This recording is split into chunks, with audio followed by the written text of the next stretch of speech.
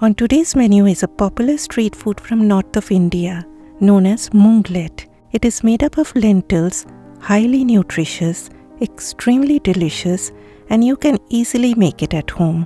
Namaskar and welcome to Curries with Bumbi. Usually split dehusked moong beans are used for this recipe. I have taken 1 cup of moong dal and soaked them overnight. If you forget to soak them overnight, then soak them in hot water for 2 to 3 hours. But in that case, remember to put a lid on. After soaking, drain out all that water and then add the lentils in a blender jar. Add a teaspoon of salt, little bit of ginger, a green chilli which is totally optional, about half a teaspoon of turmeric powder, and start blending. In between, add 2 to 3 tablespoons of water. You need a batter with a smooth texture, but do not add too much water. Add water little at a time to get a thick batter with a smooth texture. We are looking for this kind of a situation. Take it out into a bowl. Next comes my handy-dandy magic wandy. You need to whisk this thoroughly for a few minutes to make the batter light and fluffy.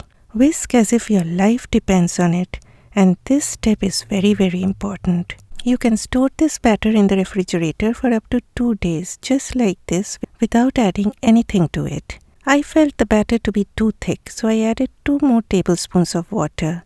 But my friends, please remember, the batter should not be too runny.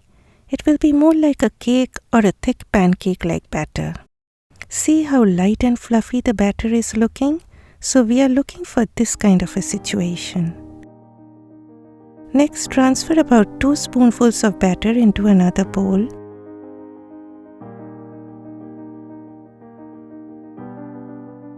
Add a teaspoon of chopped onions, little bit of boiled sweet corn, and boiled beet. You can use bell peppers, carrots, green beans, or any vegetable of your choice. Then comes chopped green chilies and a little bit of salt.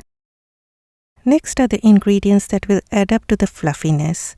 Half a teaspoon of baking powder and 1/8 of a teaspoon of baking soda, and finally a few drops of lemon or lime juice. Now after adding baking powder and baking soda, do not mix the batter vigorously, but just mix everything in one direction gently. Please do not overmix it. I also added some chopped coriander leaves. Heat a pan over medium heat and add a teaspoon of oil and a teaspoon of butter. You can also make it using only oil, but usually butter is used.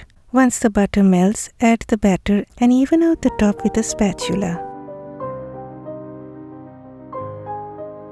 Put a cover on top and keep it on medium heat.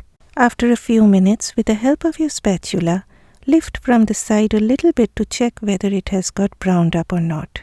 If it has turned golden brown, flip it.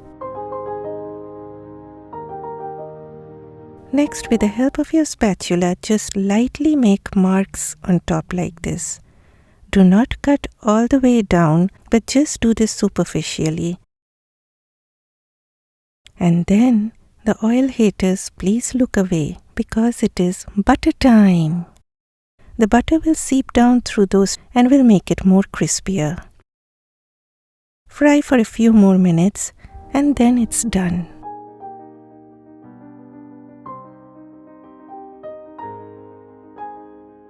Moving on to making another one.